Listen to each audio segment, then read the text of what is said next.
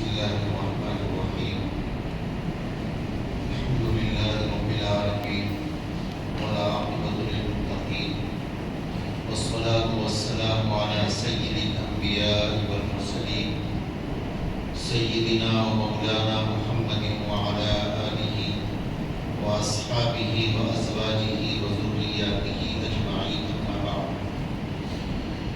فأعوذ بالله من الشيطان الرجيم. بسم الله الرحمن الرحيم.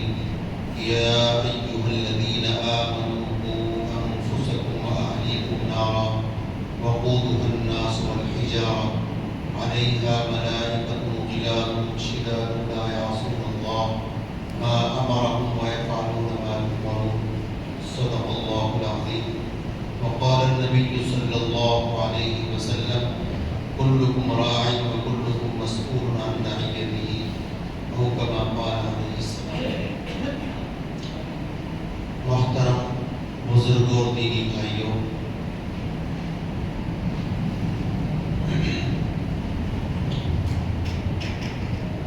ہمارے یہاں مدرسے میں امتحان ششماہی ہوا اور ایک ہفتے کی تعطیل جمعرات سے جمعرات تک کی گئی.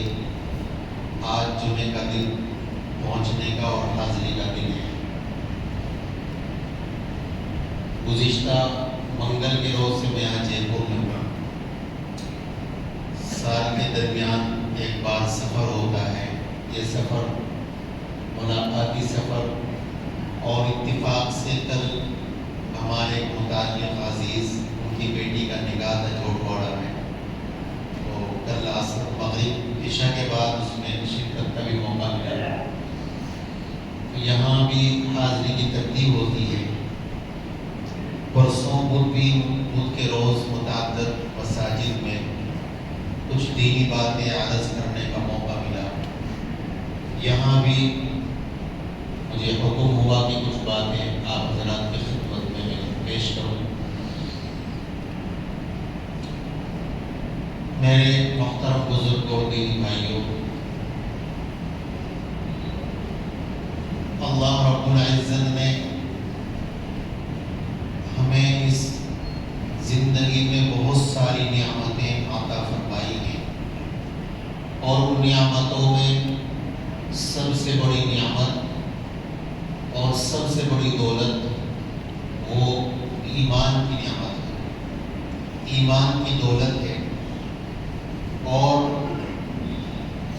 یہ ایمان کی نعمت جو ہمیں ملی ہے، اس کے لیے دنیا میں آنے سے پہلے ایسا نہیں ہے کہ ہم نے کوئی فارم بھرا ہو، کوئی فیس جمع کی ہو، اور ہم نے کوئی درخواست لگائی ہو کہ صاحب ہم مسلمان پیدا ہوں. ایسا کچھ بھی نہیں ہے، بلکہ یہ محض اللہ تعالیٰ کا بے حد و حساب فضل و کرم کہ اللہ نے ہمیں دینی اور اسلامی گھرانے میں پیدا فرمایا.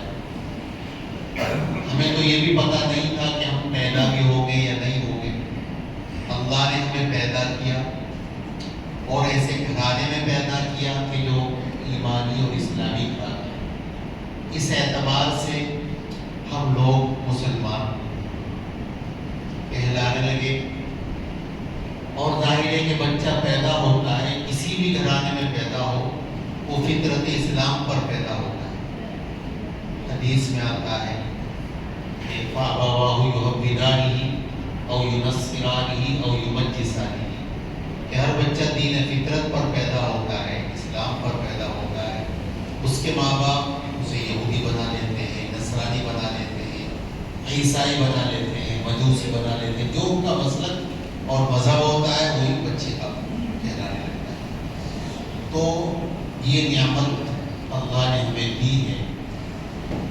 تو اس نعمت کی حفاظت اور اس نعمت ایمان کی حفاظت اس زمانے میں کہ جو فتنوں کا دور چل رہا ہے، ہر طرف نئے نئے فتنے آ رہے ہیں، تو ان فتنوں سے ہمیں کیسے اپنے آپ کو بچانا ہے اور کس طریقے سے اپنی اولاد کی، اپنی نسل کی حفاظت کرنی ہے. اسی موضوع پر میں کئی دنوں سے عرض کر رہا ہوں کہ اللہ رب العزت نے ایمان کی سلامتی، ایمان کی حفاظت، وہ جس طرح سے ہم خود اس کے مکلف ہیں، تو ہماری ذمہ داری بنتی ہے کہ ہم اپنے بچوں کو بھی مسلمان بنانے کی اور ایمان پر قائم رکھنے کی فکر کریں۔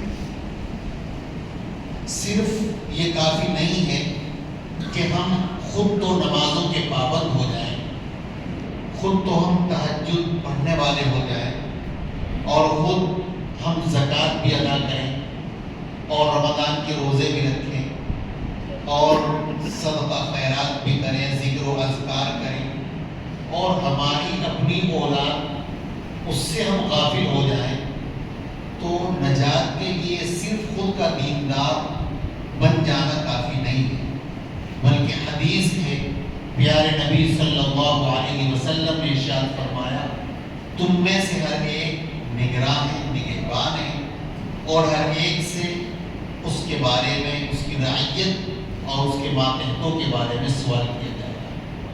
ایک استاد بچوں کو پڑھاتا ہے تو وہ بچوں کا راعی اور نگہبان ہے، ان کا نگراں اور مربی ہے۔ ایک شیخ مرشد ہوتا ہے، لوگ اس کے ہاتھ پر بیعت کرتے ہیں، وہ اپنے مسترشدین، اپنے مریدین، متوسلین کا نگہبان۔ گھر کا بڑا ذمہ دار اپنی اولاد کا نگہبان۔ تو کل قیامت کے دن اس کے بارے میں ہم سے بازدو بھی سوال کیا جائے۔ قرآن کریم میں اللہ رب العزت نے ارشاد فرمایا، اے ایمان والو، اپنے آپ کو بچاؤ، اپنے گھر والوں کو بچاؤ آگ سے، وقودها الناس والحجارہ، وہ آگ کے جس کا ایندھن پتھر اور انسان کو۔ اس انداز سے یہ ارشاد باری ہے کہ گویا آگ سامنے، یہ ہم غور کریں کہ باہر ہم نکلتے ہیں تو ہر طرف ایسا دورہ ہے گناہوں کا کہ آدمی کو احساس بھی نہیں ہوتا اور گناہوں میں آدمی مبتلا ہو جاتا ہے۔ تو یہ جتنے بھی گناہ ہیں یہ سب کی سب آگ ہیں۔ گناہ کر رہا ہے آدمی تو گویا کہ وہ آگ میں داخل ہو رہا ہے۔ ان الذین یأکلون اموال الیتامی ظلما انما یأکلون فی بطونہم نارا، کہ جو لوگ یتیموں کے مال کو ظلمن کھاتے ہیں وہ اپنی پیٹوں کے اندر آگ کھا رہے ہیں۔ تو وجہ یہ ہے کہ ہمیں احساس نہیں ہوتا، چونکہ ہم عادی ہو چکے ہیں اس ماحول میں رہنے کے۔ مثال کے طور پر جہاں پر تاریکی اندھیرا، گاؤں دیہات کا ماحول، اب تو وہاں بھی روشنی کا ایک نظام رہنے لگا، لیکن بالکل تاریکی میں رہنے والے لوگ وہاں موم بتی اور چھوٹا سا چراغ اور لیمپ جلا کر کے اسی میں ان کی گزر بسر ہو رہی۔ اب یہاں ہم لوگ ہیں تو ہر وقت بجلی اور لائٹ اور روشنی سب چیزیں ہیں۔ اب اگر یہ چلی جائے تو ایک دم ہمیں احساس ہوگا، لیکن وہ لوگ کہ جو تاریکی اور اندھیرے میں رہنے کے عادی ہیں تو ظاہر ہے کہ ان کو کوئی احساس نہیں ہوتا۔ تو ہم لوگوں کو ایسی عادت ہو چکی، لہٰذا ہمیں احساس نہیں ہوتا کہ ہم سے کوئی گناہ ہو گیا۔ اللہ کے نیک بندے، اللہ کے خاص بندے احساس کر لیتے۔ حضرت مولانا یعقوب صاحب نانوتوی رحمۃ اللہ علیہ، جو حضرت تھانوی کے استاذ، دارالعلوم دیوبند کے صدر مدرس، ان کی کسی نے دعوت کر دی، حضرت تشریف لے گئے، کھانا کھایا، ایک لقمہ کھایا تو انہیں احساس ہوا کہ کچھ گڑبڑ ہے، شاید یہ حلال روزی ہے، رک گئے۔ اس کے بعد فرماتے ہیں میں واپس آ گیا، لیکن وہ ایک لقمہ میرے پیٹ میں چلا گیا۔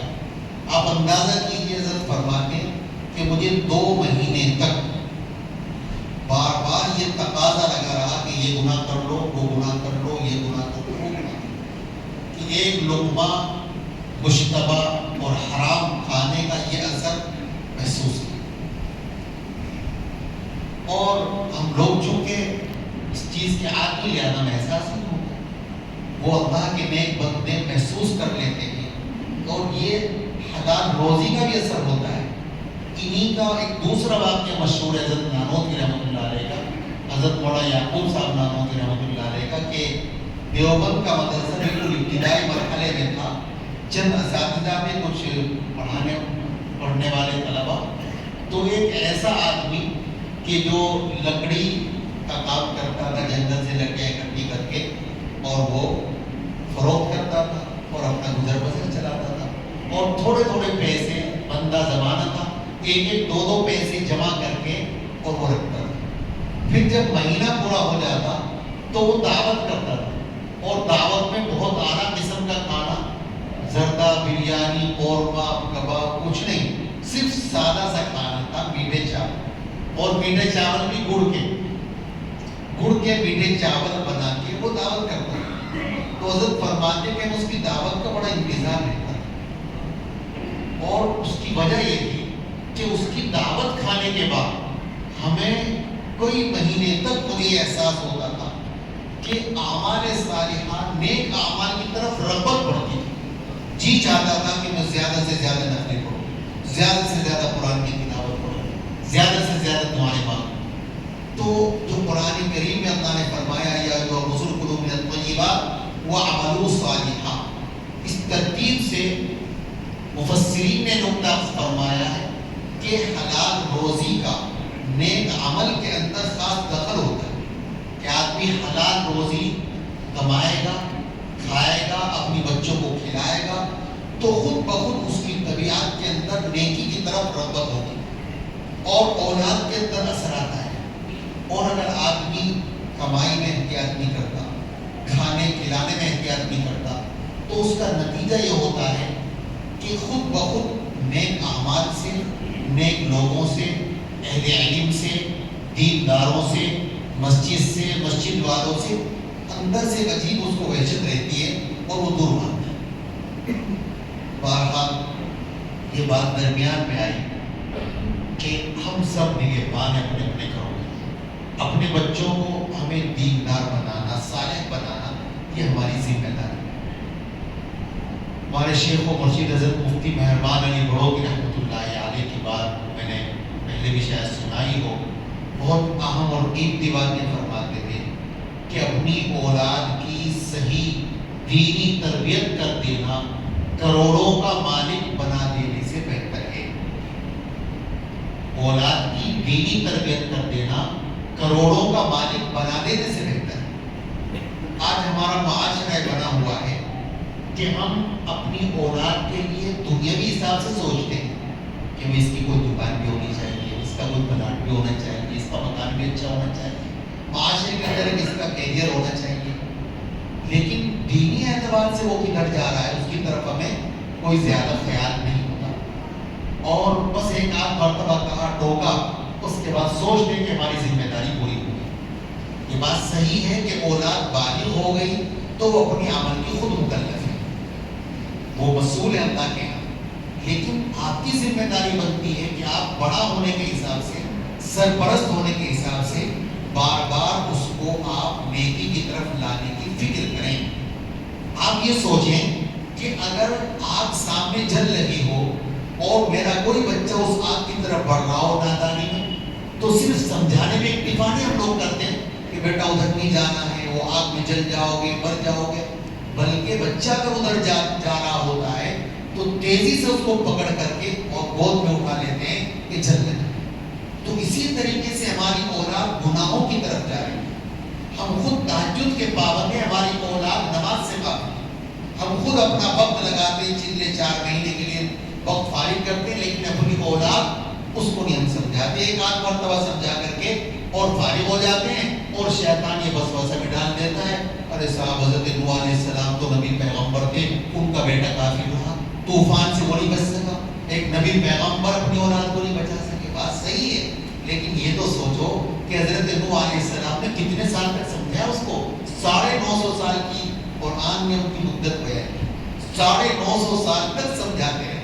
تو ہم غور کریں کہ ہم نے کتنا سمجھایا اپنی اولاد۔ اس لیے میں بہت ہی جذبہ خیر خواہی کے ساتھ یہ عرض کروں گا کہ اپنے بچوں کی دینی تعلیم کا بھی فکر کریں۔ جیسے ہم بچہ سمجھدار ہوتا ہے کہ 3 سال 4 سال کا ہوا ابھی سے انگلش میڈیم کی تلاش کر دیتے ہیں، شروع کر دیتے ہیں، جبکہ حدیث شریف کے اندر کیا آتا ہے، مروا اولادکم بالصلاۃ وهم ابناء 7 سنین واضربوهم وهم ابناء 10 سنین، اپنی اولاد کو نماز کا حکم کرو جب وہ 7 سال کے ہو جائیں، اور ان کی نماز چھوڑنے پر تنبیہ کرو، پٹائی کرو جب وہ 10 سال کے ہو جائیں۔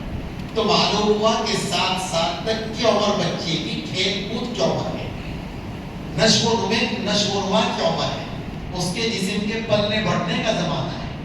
ہو یہ رہا ہے کہ ہم لوگ اس کا داخلہ کرا کر اتنی ساری کتابیں کاپیاں بیگ لٹکا کے جاتا ہے، وہ ہم اس کو دبا دیا اس کے وقت سے۔ ٹھیک ہے، اچھی بات ہے، ماحول کے حساب سے آپ بچے کو دینی تعلیم کی طرف لے جا رہے ہیں، اسکولی تعلیم دلا رہے ہیں، لیکن اسی کے ساتھ ساتھ بچے کی دینی تعلیم کا بھی آپ فکر کریں، اور دینی تعلیم کے لیے آپ بچوں کو مکاتب میں بھیجیں، اس لیے کہ مکاتب وہ واحد جگہ ہیں کہ جہاں ہمارے بچوں کی دینی تربیت ہوگی، ان کے عقائد صحیح ہوں گے، ان کا ایمان صحیح ہوگا، اور اس سے بھی پہلے کا زمانہ جو گھر کا زمانہ ہے، وہ باتیں جو ہم بچوں کو سکھا سکتے ہیں، مثلا اس کو ہم کلمہ یاد کرا دیں، چھوٹا سا بچہ بولنے لگا اور الفاظ سے نکلنے لگے تو اس کو کلمہ یاد کرا دیں۔ اسی طرح سے بیٹے ہم کس کی امت میں ہیں؟ ہم حضرت محمد صلی اللہ علیہ وسلم کی امت میں ہیں۔ اللہ کہاں رہتا ہے؟ اللہ ہر جگہ موجود ہے۔ اللہ کیا کھاتا ہے؟ اللہ کو کھانے پینے کی ضرورت نہیں۔ آپ سوال کریں اللہ کیا بھوکا رہتا ہے کہ نہیں؟ اللہ تعالیٰ کھانے سے، پینے سے، سونے سے، تمام چیزوں سے پاک ہے۔ اللہ تعالیٰ کی کتنی بیویاں ہیں؟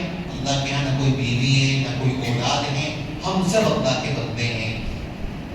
ہم آسمانی کتابیں کتنی ہیں؟ 4 بڑی کتابیں ہیں، اس میں ہمارے مذہب کی کتاب قرآن کریم ہے، ہمارے مذہب کا نام کیا ہے؟ اسلام ہے، اسلام کا کلمہ یہ ہے لا الہ الا اللہ محمد رسول اللہ۔ بچہ جب دسترخوان، آپ کھانا کھا رہے ہیں، آپ دسترخوان بچھا کے کھائیں، بچے کو سکھائیں۔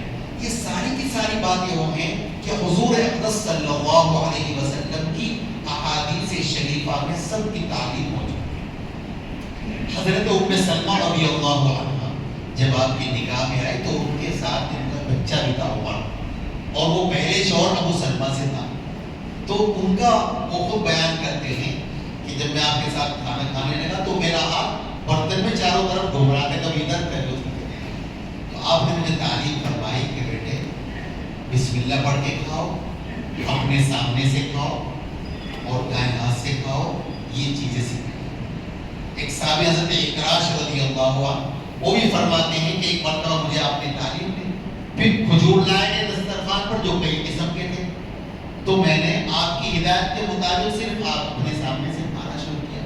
آپ نے فرمایا کہ ادھر سے بھی کھاؤ، ادھر سے بھی، چونکہ سب الگ الگ قسم کے کھجور ہیں، یعنی ادب سکھایا کہ اگر ایک ہی قسم کا کھانا ہے تب اپنے سامنے سے کھانے کی ہدایت فرمائی، اور اگر دسترخوان پر کئی قسم کے کھانے ہیں تو پھر آپ ادھر بھی ہاتھ لے جا سکتے ہیں، دوسری طرف بھی لے جا سکتے ہیں، دوسری ٹھکانے پر بھی لے جا سکتے ہیں۔ تو یہ چیزیں ادب اور تہذیب کی بچپن سے ہم اپنے گھروں میں بچوں کو سکھا سکتے ہیں، اور اپنے بچوں کو بھیجیں گے، ہم مکاتب کو مضبوط کریں گے۔ ماشاءاللہ مجھے بڑی مسرت اور خوشی ہے کہ آپ کی اس مسجد کے اندر اور بہت ساری مساجد میں مکاتب کا نظام ہے۔ ابھی میں نے یومیہ ڈائری دیکھی کہ اس میں روزانہ کا ریکارڈ محفوظ ہو رہا ہے کہ آج اس میں کتنی لائن سے لوگ سنائے، کتنی غلطیاں آئیں، کتنے حاضری کے ایام ہیں، مہینے بھر کا بھی، پورے سال کا۔ تو ایسے منظم مکاتب کی طرف ہمارے اکابر اس وقت بہت زیادہ توجہ اس لیے دلا رہے ہیں کہ فتنوں کا دورہ ہے۔ ان بچوں کو بچپنے میں اگر ہم نے دیندار بنا دیا، ان کے عقائد کو مضبوط کرا دیا، تو بچے کی تختی چونکہ دین کی صاف ہوتی ہے، اس پر جیسا لکھا جائے گا وہ اخیر تک باقی رہے گا، وہ پھر کہیں بھی چلا جائے کبھی مار نہیں کھائے گا۔ جب اسے پتہ چل گیا سب سے پہلے نبی کون ہے؟ سیدنا حضرت آدم علیہ السلام۔ سب سے آخری نبی کون ہے؟ حضرت محمد صلی اللہ علیہ وسلم۔ اور آپ خاتم الانبیاء میں، آپ کے بعد کوئی نبی قیامت تک نہیں آنے والا ہے۔ سیدنا حضرت عیسیٰ علیہ السلام نازل ہو کے تشریف لائیں گے تو ہمارے نبی کے امتی بن کر کے تشریف لائیں گے، باقی اس کے علاوہ کوئی نبی پیغمبر نہیں آنے والا۔ اب اگر اس کے سامنے کوئی فلاں جگہ ایک آدمی نے نبوت کا دعویٰ کیا، نبی بن گیا، بچے بچے نے بچپن میں یاد کر لیا تھا کہ نہیں ہمارے نبی آخری نبی ہیں، فوراً وہ رد کر دے گا کہ غلط بات ہے، ایسا نہیں ہو سکتا، ہمارے نبی آخری نبی۔ تو اس طرح کی جو چیزیں ہیں، طرح طرح کے فتنے، قادیانیت کا فتنہ، شکیلیت کا فتنہ، جماعت اسلامی کا فتنہ، غیر مقلدیت کا فتنہ، اتنے سارے فتنے ہیں، تو ہم اپنے بچوں کو فتنوں سے آسانی کے ساتھ بچا سکتے ہیں اسی وقت کہ ہم اپنے بچوں کی جس طرح اصلی اور اسکولی تعلیم کی فکر کرتے ہیں، اسی طرح ان کی دینی تعلیم اور تربیت کا فکر کریں۔ الحمدللہ ہمارے یہاں حالانکہ بڑا ادارہ چل رہا ہے ماشاءاللہ، تقریباً 750 بچے جامعہ فلاح دارین بلاسپور میں اس سال داخل ہوئے۔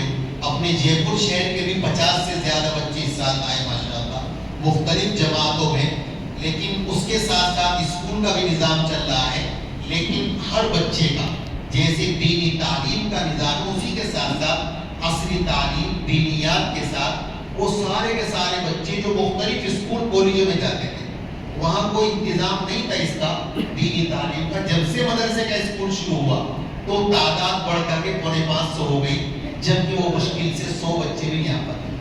اب وہ بچے اپنی اسکولی تعلیم بھی حاصل کر رہے ہیں اور ساتھ ساتھ دینیات کا نظام چل رہا ہے۔ ہمارے بلاسپور کی جامع مسجد میں باقاعدہ ایک مکتب چل رہا ہے جس میں تقریباً 250 بچے ماشاءاللہ۔ ایک اور دوسرا مکتب مسجد ابو ہریرہ میں جاری ہے، وہاں بھی 100 سے زائد بچے ہیں، صرف اسی لیے کہ جو بچے ہمارے مدرسے تک نہیں آ سکتے ان کی تعلیم کا، ان کی تربیت کا انتظام وہی کر دیا گیا۔ تو اس لیے میں سبھی حضرات سے جن کے بچے داخل ہیں، پڑھ رہے ہیں، بہت اچھی بات ہے، اور جن کے بچے ابھی نہیں آ رہے ہیں تو انہیں چاہیے کہ جو بھی مکتب مسجد کے اپنی مسجد سے ملا ہوا قریب ہے وہیں پر اس بچے کو بھیجنے کا اور اس کو دیندار بنانے کا فکر کریں کہ حدیث میں آتا ہے کہ جب انسان مر جاتا ہے تو اس کے عمل کا سلسلہ منقطع ہو جاتا ہے، 3 چیزیں باقی رہتی ہیں، ایک صدقہ جاریہ جو آدمی دنیا میں کر کے چلا گیا اس کا ثواب اس کا نامہ عمل میں برابر رہتا ہے، اور دوسرے وہ علم جس سے فائدہ اٹھایا جائے، خواہ وہ مصنف تھا کتابیں چھوڑ کے گیا یا وہ استاد تھا شاگرد چھوڑ کے چلا گیا، تو یہ سب اس کے نام عمل میں جاتا ہے۔ اسی طرح تیسری بات جو آپ نے فرمائی اولد صالح یدعو لہ، وقت چونکہ پورا ہو رہا ہے میں اپنی بات کو یہی ختم کرتا ہوں۔ تیسری بات آپ نے فرمائی کہ نیک اولاد جو اپنے ماں باپ کے لیے دعائے مغفرت کرتے ہیں، اور صالحیت اور نیکی اولاد میں آئے گی دینی تعلیم اور تربیت سے جڑ کر کے اور اس سے آراستہ ہو کر کے۔ تو یہ ہم سب کی ذمہ داری ہے کہ اپنے بچوں کو اچھا عالم، حافظ، قاری اگر نہیں بنا سکتے، یہ کوئی واجب اور فرض نہیں، لیکن اس کو دیندار بنانا یہ ہمارے لیے فرض ہے۔ اس کو ناظرہ قرآن پڑھا دینا، اتنا علم سکھا دینا کہ جس سے اسے دین کے مطابق زندگی گزارنے کا سلیقہ پیدا ہو جائے، طریقہ آ جائے، یہ ہم سب کے اوپر فرض اور لازم ہے، ضروری ہے۔ اللہ تعالی ہم سب کو عمل کی توفیق عطا فرمائے۔ آمین و آخر دعوانا